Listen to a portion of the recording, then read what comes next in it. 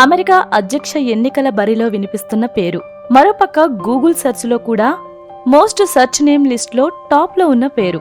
మాజీ అమెరికా అధ్యక్షుడు Donald Trump సైతం మెచ్చుకున్న ప్రత్యర్థి ఎవరా అని ఆలోచిస్తున్నారా? వివేక్ రామస్వామి. పేరు హిందూ పేరే అయినప్పటికీ అమెరికా అంతా ఇప్పుడు మారుమోగుతోంది. గజనీ సినిమాలో సంజయ్ రామస్వామిలా ఎవరి వివేక్ రామస్వామి? పాప్ సింగరా, హాలీవుడ్ సెలబ్రిటీనా, లేదా స్పోర్ట్స్ పర్సనా? కానే కాదు, భారత సంతతికి చెందిన ఒక యువ పారిశ్రామికవేత్త. ఒక భారత సంతతికి చెందిన వ్యక్తి ఇంత పాపులర్ అవటానికి కారణమేంటి?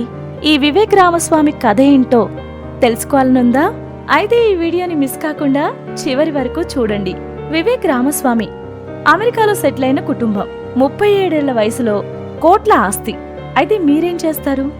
లైఫ్ ని ఎంచక్కా ఎంజాయ్ చేస్తారు.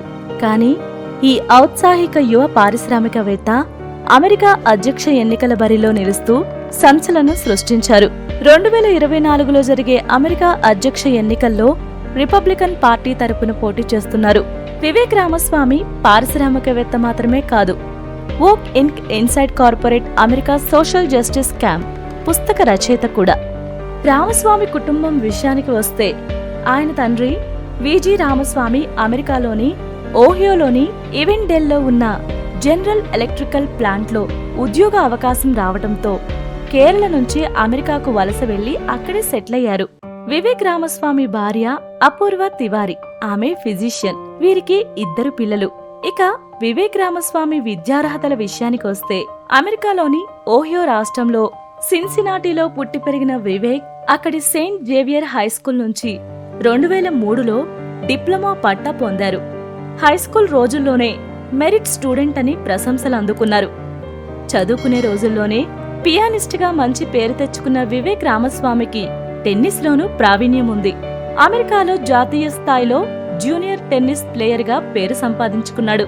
చదువుల్లోనూ ఆటపాటల్లోనూ ఎంతో పేరు తెచ్చుకున్న వివేక్ విద్యాభ్యాసం తర్వాత 28 ఏళ్ల వయసులోనే తనే సొంతగా రోవియంట్ సైన్సెస్ అనే హెల్త్ కేర్ ఫార్మా సంస్థను స్థాపించారు. ఫార్మా రంగంలో ఎలాంటి అనుభవం లేకపోయినా ధైర్యంగా ఫార్మాలో రంగప్రవేశం చేశారు.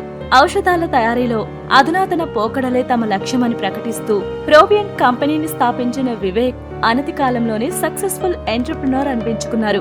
క్యాన్సర్, అల్జీమర్ వంటి వ్యాధులకు విజయవంతంగా మందులు తయారు చేసి బయోటెక్ రంగంలో అమెరికాలోనే అతిపెద్ద పారిశ్రామికవేత్తగా ఎదిగారు.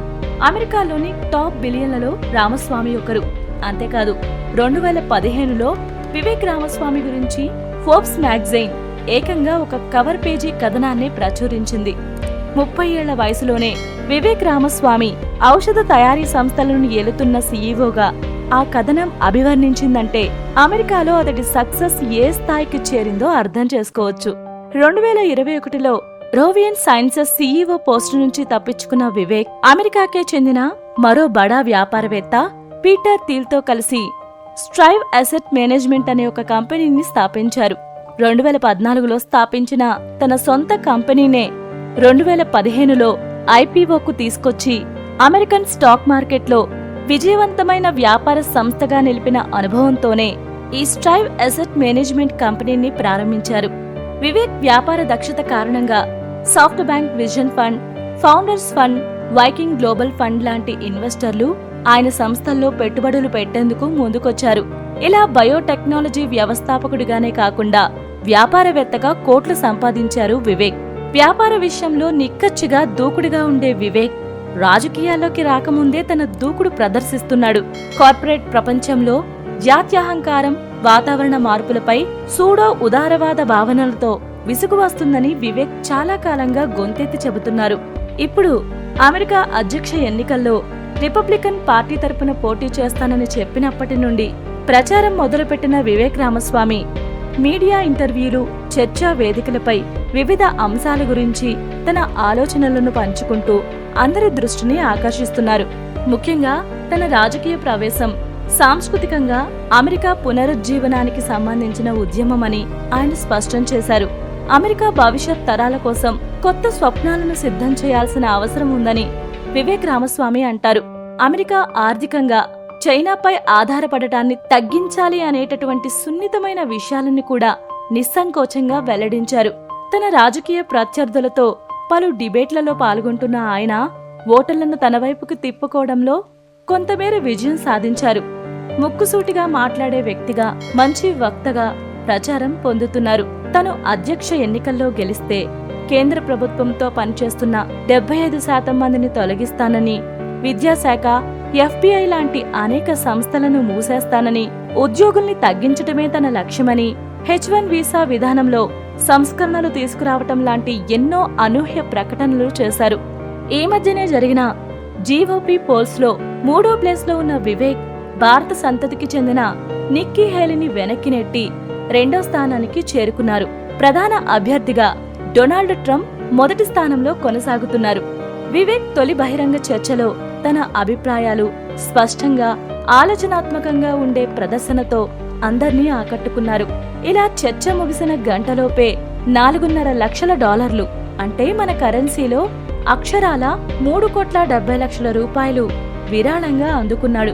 విద్య, ఉద్యోగం, సామాజిక, దేశ ఆర్థిక పరిస్థితుల వంటి అనేక అంశాలపై తన ఆలోచనలను, అభిప్రాయాలను ఎప్పటికప్పుడు అమెరికా ప్రజలకి తెలియజేసే ప్రయత్నం చేస్తున్నాడు.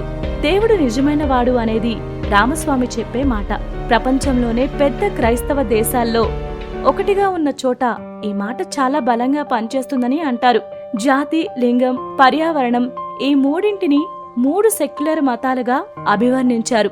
ఎలా అంటే ఈ లోకంలో 2 లింగాలు ఉన్నాయి అని చెబుతారు రామస్వామి.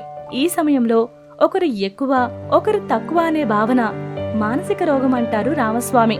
ఇక జాత్యహంకారం ఎంత ప్రమాదమో, జాత్యహంకార వ్యతిరేక ఉద్యమం కూడా అంతే ప్రమాదమని చెబుతున్నారు రామస్వామి. వేడి వల్ల కంటే 8 రెట్లు ఎక్కువ మంది చలి, ఉష్ణోగ్రత వల్ల మరణిస్తున్నారని చెబుతున్న రామస్వామి మానవాళి వికాసానికి శిలాజ ఇంధనాలు అవసరమని నొక్కి వక్కాణిస్తున్నారు. ఇదే సమయంలో దేశ సరిహద్దుల్లో జరిగేవి మాత్రమే యుద్ధాలు కాదని, అంతకంటే ముఖ్యంగా దేశ అంతర్గత యుద్ధాల పరిష్కారం మరింత ముఖ్యమని చెప్పే ప్రయత్నం చేస్తున్నారు. అక్రమ వలసదారులు, మానవ అక్రమ రవాణా మాత్రమే కాదని, సాయుధ కార్టెల్ ముష్కరులు కూడా నేరుగా మన మాతృభూమిపై దాడి చేస్తున్నారని తన గళాన్ని గట్టిగానే వినిపించారు.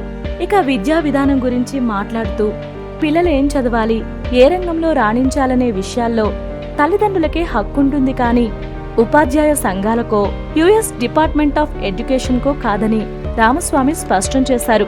ఉన్నత విద్యలో రిజర్వేషన్ ఉండకూడదని, ఇమిగ్రేషన్ సహా అమెరికాకు సంబంధించిన అన్ని విషయాల్లో మెరిట్కు మళ్లీ ప్రాధాన్యత కల్పించాల్సిన అవసరం ఉందని, ఈ దిశగా తాను కృషి చేస్తానని వెల్లడించారు. న్యూక్లియర్ ఫ్యామిలీ అనేది మానవాళికి తెలిసిన గొప్ప పాలనా విధానం. అదేవిధంగా పెట్టుబడిదారీ విధానం ప్రజలను పేదరికం నుండి పైకి లేపుతుందని బలంగా నమ్ముతున్నాడు వివేక్ రామస్వామి. ఇలా ప్రతి అంశంపై తనదైన స్టైల్లో తన అభిప్రాయం వ్యక్తం చేస్తూ ఇదంతా ఓట్ల కోసం కాదు అంటూనే అనేక రకాల డిబేట్లలో పాల్గొంటూ తన గళాన్ని గట్టిగా వినిపిస్తున్నారు రామస్వామి. రిపబ్లికన్లలో ట్రంప్, డిసాంటిస్, హేలీ వంటి వారు రేసులో ఉండగా అతి చిన్న వయసులో అధ్యక్ష ఎన్నికల్లో పోటీ చేస్తున్నట్లు ప్రకటించటం ఆయనలోని ధైర్యానికి నిదర్శనం. వివేక్ మంచి టాలెంట్ ఉన్న వ్యక్తి. అతని మేధాశక్తి అమోఘం. అమెరికాలో ఒక మంచి మార్పుని తీసుకురాగలడని స్వయంగా అమెరికా మాజీ అధ్యక్షుడు డొనాల్డ్ ట్రంప్ గారే చెప్పారంటే మన రామస్వామి సత్తా ఏంటో ఒకసారి ఆలోచించండి. ఇలా ట్రంప్ తన ప్రత్యర్థి వివేక్ పై ప్రశంసల జల్లు కురిపించటం అతనిలోని శక్తివంతమైన నాయకత్వ లక్షణాలకు నిదర్శనమనే చెప్పాలి. ఏదేమైనా భారతీయ అమెరికన్లలో రాజకీయ భేదాభిప్రాయాలు ఎన్ని ఉన్నప్పటికీ భారతీయ మూలాలకు చెందిన హేలీ రామస్వామి లాంటి వారు చురుకుగా అమెరికా రాజకీయాల్లోకి రావటం సంతోషించదగిన విషయమే.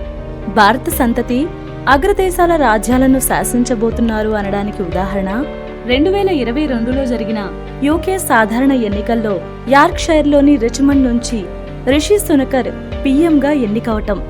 ఒక మెరిట్ స్టూడెంట్గా, వ్యాపారవేత్తగా తను అడుగుపెట్టిన ప్రతి రంగంలో ముందుంటున్న వివేక్ రామస్వామి రాబోయే అమెరికా అధ్యక్ష ఎన్నికల్లో ఎంతవరకు విజయం సాధిస్తారో వేచి చూద్దాం.